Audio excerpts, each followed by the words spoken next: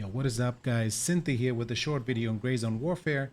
The gun building in this game can be a little bit confusing and intimidating, especially if you have not played any other tactical extraction shooters like this, for example, Escape from Tarkov.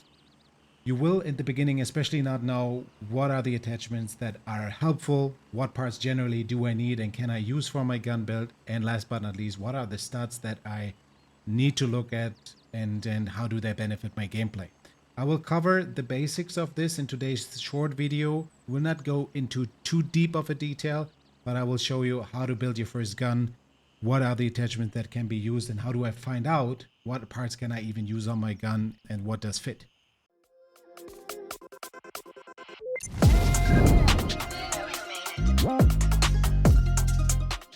So starting off with Gunny, who is the first trader that sells guns to you in the beginning. You will unlock further traders later on the game. You can see I'm level 7. I have Artisan unlocked already. And Gunny is focusing on pistols, the shotgun M870, but also the M4 gun platform. At the beginning you have to decide, do you want to go for a stock build and go off of that and just add some attachments and that's it? Or do you want to build your own gun? In my case, we will start with the M4A1 base. We build the M4A1 from scratch, and yeah, we'll buy this base here quickly. It costs you $163, and we buy that. And in my case, I did this already. I bought this base already, and we go off of that. Now, if you double click the base, you will see there's a yellow frame around that window that highlights that you first of all have double clicked and pick this gun, but it also highlights on the other side, on the vendor side, what are the parts that can be used. You see on the right side the weapon is not functional. Obviously, we have only the base, and we need parts to add. These are the parts that needs to be added with the caution sign here in order to make the gun functional. So you can see on the left side, these are the parts that are fitting. These are different parts that are fitting to this component, to this base here right now. We have to choose a handle. That is where you have two of a choice. One is the standard GI charging handle. It does not give you any benefits in terms of stats. Or you can choose the F1 charging handle, which gives you at least -2% of the reload. In our case, we do that. The next thing is the magazine. I mean, that's a no-brainer. You always can click back onto your inspection windows to highlight the parts again. Of course, for the AR-15 or for the M4A1, we want to have the 30-rounder magazine. We will add that to our shopping cart. Then we need a pistol grip. Again, clicking here. For the pistol grip, we have two choices. One is the A2 grip. Does not give any benefit to any stats, really. And the other one is the MOE pistol grip. We take that because that one gives us 4% of recoil, 2% of weapon handling, and 2% of arm stamina drain on top of that as a additional stat. So we pick that. Then we need a receiver. If you click again on that window, we see there's only one receiver at the moment to be chosen, to choose from. That's the M4 upper receiver. We pick that. That gives additional slots here for handguard, rail, rear sight, the rail, and the collimator slot. We at least need to fill these two slots here in order to make the weapon functional, and we get to that in a minute. So we buy this as well. And then the last thing that we need is a buffer tube, which is the end of the gun to put a stock on it later. So I indicated already, the buffer tube gives you the option to put a stock on it to improve the recoil handling and so on. So we take the M4 buffer tube. We buy all these parts. In my case, again, I bought all these parts already. So we will not do this trade here right now, but you would just click the trade button, put the parts near to your or next to your M4 base, and now I show you how to build the first, or how to do the first steps.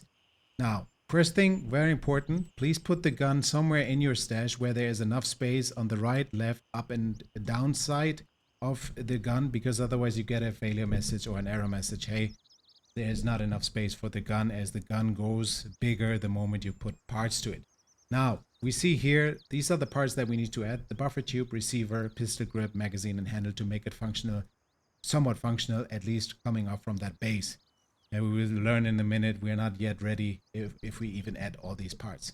So we add the pistol grip by just moving it over the M4A1 and drop it on the gun. Then we will next add the magazine. After that, we add the charging handle in the same way. And then we have 2 more parts to be added. One is the buffer tube at the end of the gun, and then we have the upper receiver to be added. You can see already on the left side, I tried to show you on with my finger on my screen, that doesn't make sense. You see already on the left side that more components and more slots are being added based on the components that we add.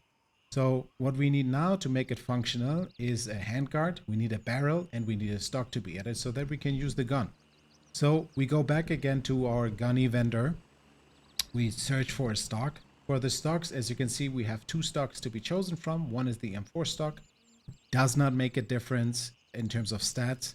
And the other one is the nylon stock, which at least gives us 2% recall control. Weapon handling is better by 2%.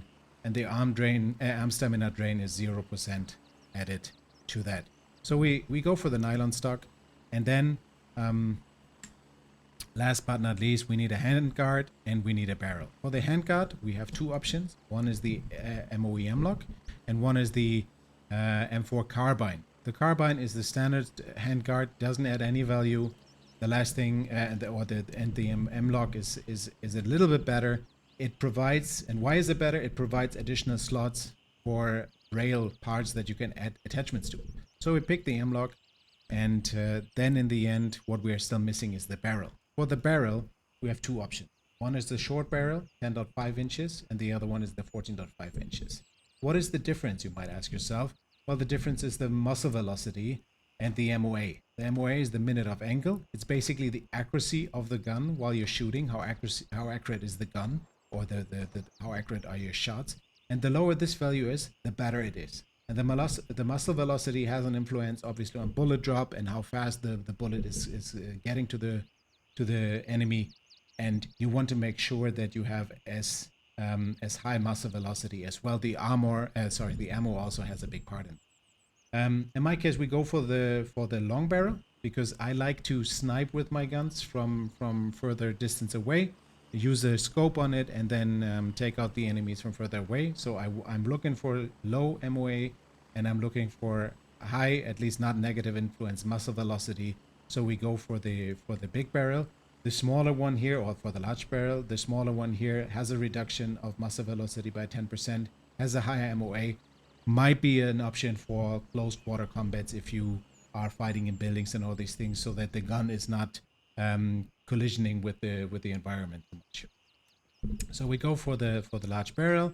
In my case, I bought all these parts already, so there you can see that. We add the handguard to the gun, we add the barrel to the gun. Last but not least, we add the nylon stock to the gun. Now, we're almost done.